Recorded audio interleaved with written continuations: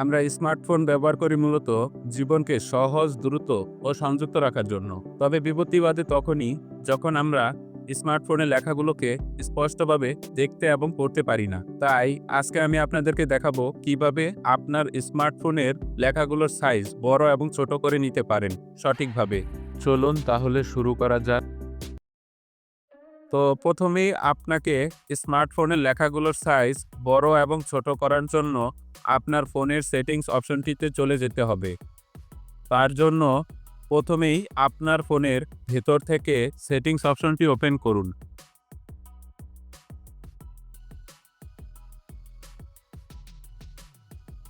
Settings অপশনটি open করার পর নিচের দিকে ডিসপ্লে অ্যান্ড ব্রাইটনেস লেখাটিতে ক্লিক করুন।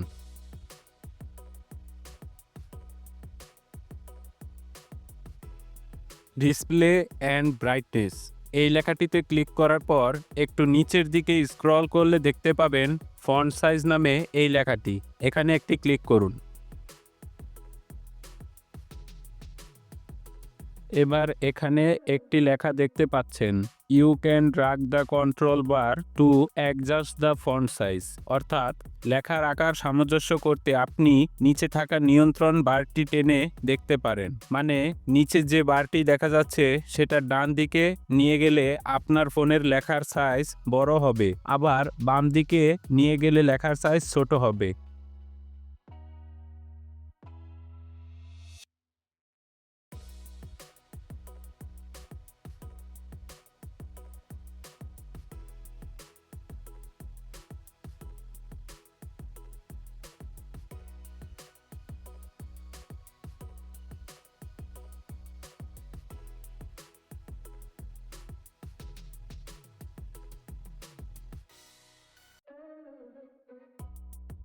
অর্থাৎ বারটির ভলিউম একটি নির্দিষ্ট সীমায় পৌঁছালে আপনারা আপনাদের ফোনের সকল ইউআই এবং কন্টাক্ট, যত ধরনের টেক্সট আছে সকল কিছু সাইজ পর্যালোচনা করে অ্যাডজাস্ট করে নিতে পারবেন আপনাদের চাহিদা মতো।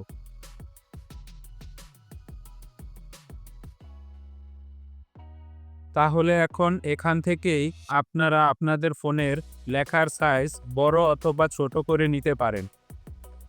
জাস্ট নিচে থাকা বারটির ভলিউম বাড়িয়ে বা কমিয়ে অ্যাডজাস্ট করে নিলেই আপনাদের ফোনের লেখার সাইজ প্রয়োজন অনুযায়ী ছোট এবং বড় করে নিতে পারবে।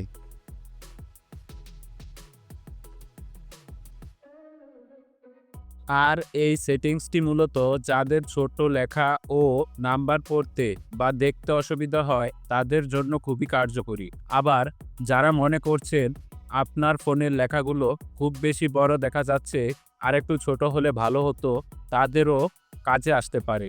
বিশেষ করে আমাদের বয়স্ক যারা আছেন, কাউকে কল দিতে গেলে বা ইন্টারনেট ব্রাউজ করতে অথবা ইউটিউবে সার্চ দিতে অসুবিধা হয়, লেখার সাইজগুলো সঠিকভাবে দেখতে ও পড়তে পারে না। অর্থাৎ যাদের ছোট লেখা দেখতে এবং পড়তে অসুবিধা হয় তাদের জন্য এই সেটিংসটি থেকে লেখার সাইজ বড় করে দিলে অনেকটা সুবিধা হবে।